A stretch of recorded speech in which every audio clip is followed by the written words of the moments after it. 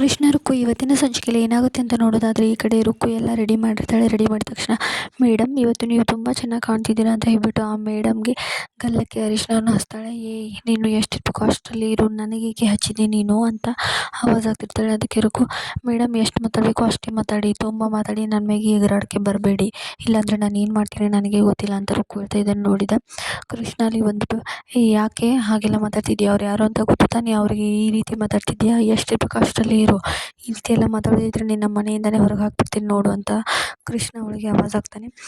ಏನು ಮಾತಾಡೋದಿದ್ರು ಮುಂದೆ ಬಂದು ಮಾತಾಡು, ಹೀಗೆ ಹಿಂದೆಯಿಂದ ದೂರಿಂದ ಮಾತಾಡೋದಲ್ಲ, ಏನು ಮಾತಾಡಿದ್ರೆ ಮುಂದೆ ಬಂದು ಮಾತಾಡು ಅಂತ ರುಕ್ಕು ಹೇಳ್ತಾಳೆ. ಅದಕ್ಕೆ ಕೃಷ್ಣ, ನಾನು ಮೊದಲೇ ಮೆಂಟಲ್ ಇದ್ದೀನಿ, ನನ್ನ ತಲೆ ಕೆಡಿಸ್ಬೇಡ ಅಂತ ಹೇಳ್ತಾಳೆ. ಅದಕ್ಕೆ ರುಕ್ಕು, ಏನು ಮಾಡ್ತೀರೋ ಮಾಡಿ ನೋಡೋಣ ಅಂತ ಕೆಳಗಿದ್ದ ಅರಿಶಿಣದ ಪ್ಲೇಟನ್ನು ತೊಗೊಂಡು ಕೃಷ್ಣ ಅವಳ ಮೇಲೆ ಚೆಲ್ಲಕ್ಕೆ ಹೋಗ್ತಾನೆ. ಅವಳು ಅಷ್ಟರಲ್ಲಿ ಅಲ್ಲಿಂದ ಎಸ್ಕೇಪ್ ಆಗ್ತಾಳೆ. ಅಲ್ಲಿ ಕೂತೆ ನವ ಜೋಡಿಗಳ ಮೇಲೆ ಅರಿಶಿಣ ಹೋಗಿ ಬೀಳುತ್ತೆ. ಇಷ್ಟ ಆಗುತ್ತೆ ಇವತ್ತಿನ ಎಪಿಸೋಡ್ನಲ್ಲಿ. ನೆಕ್ಸ್ಟ್ ಎಪಿಸೋಡ್ಗಾಗಿ ಸಬ್ಸ್ಕ್ರೈಬ್ ಮಾಡಿ. Stay tune. ಬಾಯ್.